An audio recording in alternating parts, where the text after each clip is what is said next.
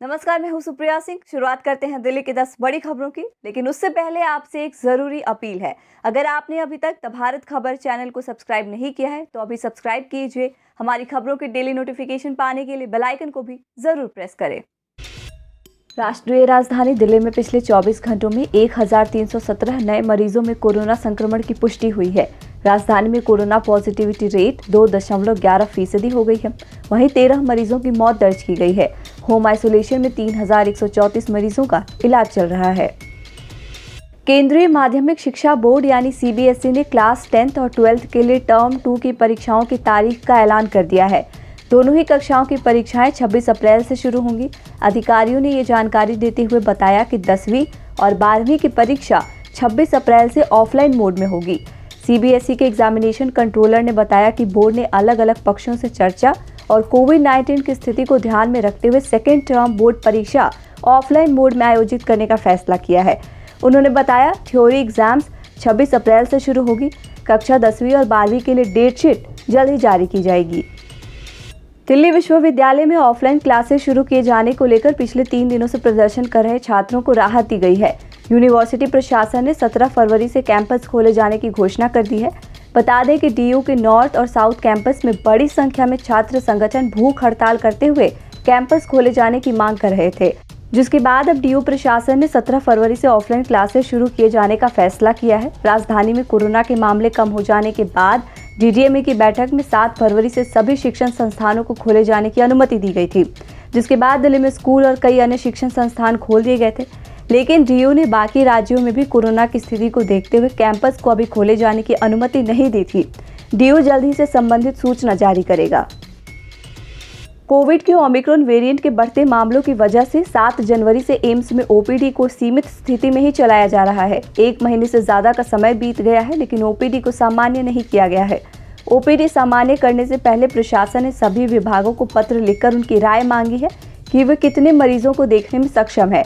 Report के बाद ही AIIMS प्रशासन कोई फैसला लेगा। तब तक एम्स में ऑफलाइन इलाज की सुविधा के लिए और इंतजार करना पड़ सकता है। राष्ट्रीय राजधानी स्थित एम्स ने मरीजों को भर्ती करने और सर्जरी करने से पहले होने वाली कोविड जांच टेस्ट को रोकने का फैसला किया है। राजधानी में कोरोना के मामलों में गिरावट को ध्यान में रखते हुए एम्स ने ये फैसला लिया है। इसके अलावा क्लिनिकल एसिम्प्टोमेटिक मरीज, जिसमें ओपीडी आपातकालीन रोगी के साथ साथ उन रोगियों की भी जाँच नहीं होगी जो पहले कोविड पॉजिटिव थे और अब ठीक हो गए हैं। इसके साथ ही आगे के इलाज के लिए संबंधित विभाग में ट्रांसफर कर दिए गए थे। दिल्ली की केजरीवाल सरकार ने बड़ा फैसला लेते हुए 700 कॉन्ट्रैक्ट कर्मचारियों को पक्का कर दिया है। सीएम अरविंद केजरीवाल ने कहा कि साल 2015 से सरकार बनने के बाद से शिक्षा, स्वास्थ्य, बिजली और पानी के क्षेत्र में बहुत काम किया गया है। वहीं सरकार ने दिल्ली जल बोर्ड में कार्यरत अस्थायी कर्मचारियों को अब पक्का कर दिया है, जिसके बाद सरकार जो भी लाभ उपलब्ध करा रही है वो इन कर्मचारियों को मिल सकेंगे।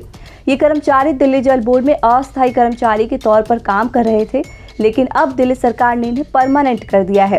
इस मौके पर सीएम केजरीवाल ने कहा कि दिल्ली सरकार ने दिल्ली जल बोर्ड के इन सैकड़ों कर्मचारियों को एक तरीके से नए साल का तोहफा दिया है। दिल्ली सरकार में आज तक इतने बड़े स्तर पर कच्चे कर्मचारियों को पक्का नहीं किया गया। इसके बाद सीएम ने सभी कर्मचारियों को बधाई देते हुए खूब तरक्की की कामना की। दिल्ली सरकार ने दिल्ली में रहने वाले सभी पेंशनर्स को राहत की खबर दी है। दिल्लीवासी अब अपनी पेंशन से जुड़े सभी काम घर बैठे निपटा सकते हैं। पेंशन की सारी प्रक्रिया अब ऑनलाइन की जा सकती है। दिल्ली के समाज कल्याण मंत्री राजेंद्र पाल गौतम ने कहा कि आवेदन फॉर्म भरने से लेकर पेंशन वितरण तक पूरी प्रक्रिया अब ऑनलाइन होगी। राजेंद्र पाल गौतम ने कहा कि अब जनता को सरकारी दफ्तरों के चक्कर नहीं काटने पड़ेंगे। पहला डिजिटल पेमेंट मंगलवार को किया गया। बता दें कि दिल्ली सरकार के समाज कल्याण विभाग के मुताबिक एनएसएपी पीपीएस को एफएएस में लागू कर दिया गया है। एनएसएपी पीपीएस के माध्यम से पेंशन उन्हीं बैंकों में भेजी जाएगी जिसका एंड टू एंड डिजिटलाइजेशन पूरा हो गया है। इससे पेंशन भुगतान में होने वाली गड़बड़ियों में रोक लगेगी और भ्रष्टाचार से मुक्ति मिलेगी। लोगों को पेंशन के लिए असुविधा का सामना नहीं करना पड़ेगा।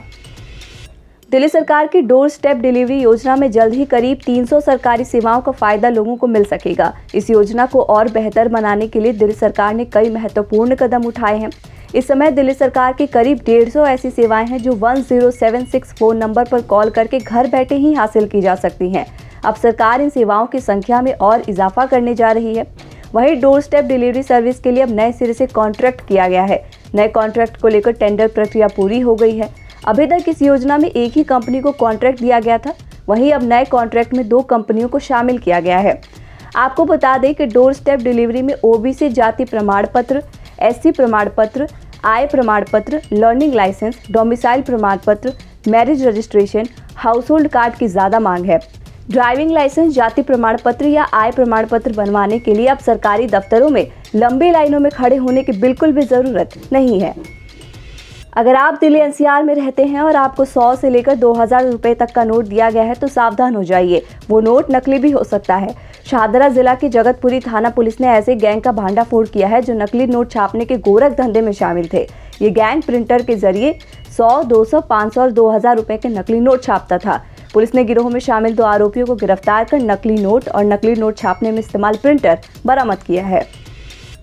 दिल्ली और आसपास के इलाके में बारिश के बाद गुरुवार को मौसम साफ रहने की उम्मीद है। मौसम विभाग के अनुसार 10 फरवरी को दिन में हल्के बादल छाए रह सकते हैं, लेकिन बारिश नहीं होगी।